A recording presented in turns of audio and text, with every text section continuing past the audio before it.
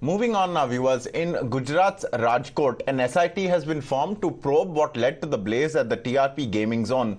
Now, the Chief Minister of Gujarat, Bhupendra Patel, visited the site and also visited the AIIMS in Rajkot, where the injured are admitted. Nitin Jain, the manager of the TRP game zone, and Yuvraj Singh Solanki, the owner of the game zone, have been arrested. Let's listen in to the Rajkot Police Commissioner along with the head of the SIT who is probing the incident. कल शाम को जो TRP के अंदर gaming zone के अंदर जो बना है उसके अनुसंधान में आज राजकोट तालुका पुलिस स्टेशन के अंदर आईपीसी 304, 308, 337, 338, 114 मुजब 6 आरोपियों के ऊपर गुना दाखिल किया गया है। उसमें से 2 आरोपियों को अभी पुलिस ने अरेस्ट किया हुआ है। बाकी 4 आरोपियों के लिए स्पेशल क्राइम ब्रांच की टीम काम करी रही है कि बाकी आरोपियों को जितनी जल्दी से जल्दी हम पकड़ सकें और एफएसएल की टीम के साथ मिलकर जितने भी वैज्ञानिक पुरावा इकट्ठे करने हैं वो इकट्ठे करने की कोई प्रयास चालू में है। हमारा प्रयास रहेगा कि जितनी से जल्दी हम लोग इस केस की इन्वेस्टिगेशन पूरी करके इसका चार्जशीट कर दें। स्पेशल पीपी की नियमों के लिए गृह विभाग को अर्जी कर दी गई है, उनका भी आज शाम तक या कल तक सुबह तक नियमों हो जाएगी।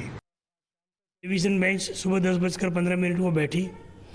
पुरानी एक 2020 की रिट पिटीशन पीआईएल ये फायर सेफ्टी की चल रही है, उसके वकील साहब ने भी कल शाम को जैसे ही ये दुर्घटना घटी अपनी एक सीए तैयार कर दी, वो भी कोर्ट में हाजिर थे। मैं उदयपुर रहते हुए मैंने ऑनलाइन ज्वाइन हुआ। कोर्ट ने सब न्यूज़पेपर रिपोर्ट देखे, बहुत गंभीर टिप्पणी की और आज नोटिस निकाली है। जैसे ही मेरे ऊपर नोटिस आती है मैं सब पार्टी को सर्व करूँगा यहाँ से और कल सुबह 9 बजे की हियरिंग है। अब ये जो दुर्घटना बनी उसकी जानकारी जो कल मुझे मिली वो बहुत शॉकिंग थी। ये रेसिडेंशियल जोन में बिना परमिशन के कॉमर्शियल मेकशिफ्ट पूरा गेमिंग जोन बनाया था, जो आजकल हम हर बड़े शहर में देखते हैं। उसकी ना फायर सेफ्टी परमिशन थी ना दूसरी कोई परमिशन थी। Now, like in Delhi, even in Rajkot, it has been found that there were numerous potential lapses and warning signs. There is input on no clearance from the administration and a short circuit just days earlier. Also, the fire safety regulations apparently weren't even framed, and there was fuel also being stored on the premises. जब राजकोट के इस TRP game zone में आग लगी उस वक्त इस game zone के अंदर इस तरीके के जो कैंस है उसमें पेट्रोल और डीजल बड़ी मात्रा में यहाँ पर मौजूद था। बताया जा रहा है कि जब आग लगी उस दौरान उस आग को विकराल रूप धारण करने के लिए उस आग में घी का काम जो है वो कहीं ना कहीं इस पेट्रोल और डीजल के कैन ने किया। ये देखिए जीता जागता उदाहरण है। यहाँ पर एक कैन अभी भी पड़ा हुआ है लेकिन ये खाली है। इसके अंदर का जो हो सकता है कि पेट्रोल हो या डीजल जो भी हो वो कहीं ना कहीं यहाँ पे पूरी तरह बह गया हो। कुछ इसी तरीके के कैन कई और है जिनकी वजह से इस आग ने कुछ इस तरीके से विकराल स्वरूप धारण कर लिया कि आप देख सकते हैं कि सब कुछ जलकर जो है पूरी तरह खाक हो चुका है। आप देखिए ये टायर पूरी तरह जल के खाक हो चुके हैं क्योंकि जब एनओसी नहीं थी, फायर सेफ्टी एनओसी के लिए अप्लाई नहीं किया था, तो इतने सालों से ये गेम जोन जब चल रहा था तो म्युनिसिपल कॉरपोरेशन क्या कर रहा था उसको क्यों नहीं पता चला। ये सारे सवालों के जवाब अब एसआईटी अपनी जांच में देगा।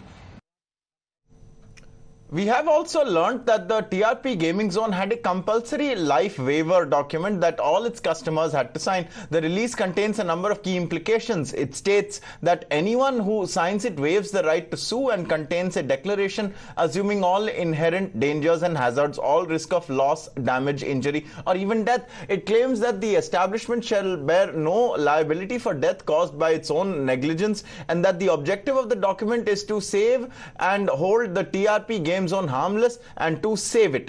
In addition, now we can tell you that the Gujarat High Court has also taken note of the entire series of events. A hearing in the matter will take place today.